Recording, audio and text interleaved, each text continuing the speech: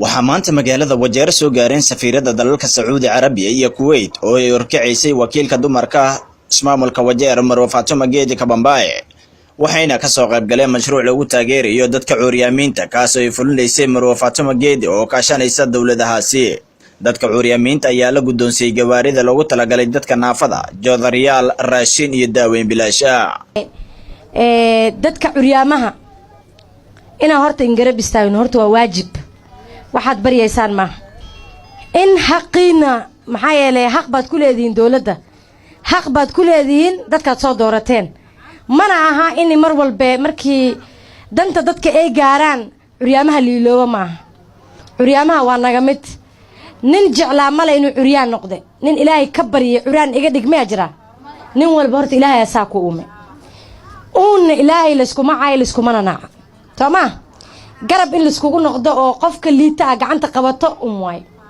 marka iniga horta niyada iska dilina hadhiina curyaama aan hadhiina curyaan ma tihiin waad aqli badan tihiin waad miskax badan tihiin ilaahay baa caafimaad in siiyay laakiin alxamdulillah dhaha wax walba sabab ilaahay u dhacdaa sama marka wixii hore iska dhaafo inta badan dadkan waad adbad u calaacashaan maalin hore markii oo World Disability Day markay ahayd ayaa waxaan TV-da ka dawday inigoo isxumeynaysan oo leedihiin maalinta kaliya aan lahayn waa nagala aamusayno lama imaanin kana la sameey marka horta tii ayaa igu kaliftay inaan in ku soo laabto nila daaway maxaa yeelay dad badan oo guriyo ku jiro oo tagi karin isbitaaladina waa ogtiin sida iska yihiin dad badan waxa jirta curyaamo isbitaalka line-ka aan gali karin oo dadka kala dardarayaan cidin imaanayso in soo raadsanaysana male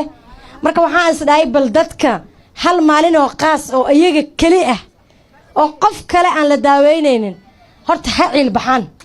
safiirka dalka Sacuudi Carabiya oo fadhiya dalkani Kenya oo goobta ka hadlay ayaa waxa hadaladiisa kamid ahaa سعادة النائب فاطمة جيدي waxaan u mahadcelinayaa Marwo Fatuma iyo lamaha amaanka iyo martida igu wehelinayso safarka muhiimada aan idin soo ziyaaranay ama idin soo gaarnay waa in la xoojiyo xiriirka u dhaxeeya dawladaha Kenya Imaaraadka Carabta iyo Kuwait mida kale ayaa waxa ay tahay xafladani waxa loo qabtay dadka naafada ah dadka camooraha ma tihiin dad xanuunsan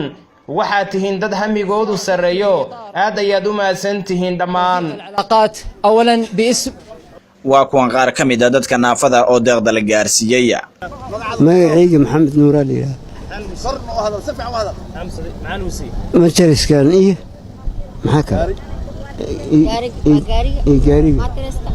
ma jariska yarisi maxaan leeyahay axsanta sana waa mahadsan yahay علي في ألعاب جاري اللي في مترش يعنده سوارة تدقني وافعنت si kastaba waxa laga dareemayaa dhaqaaqa horumarneed ay ka wado ismaamulka Wajeer Marwo Fatuma Geedi Maxamed Shaaficanko Alfa TV magaalada Wajeer.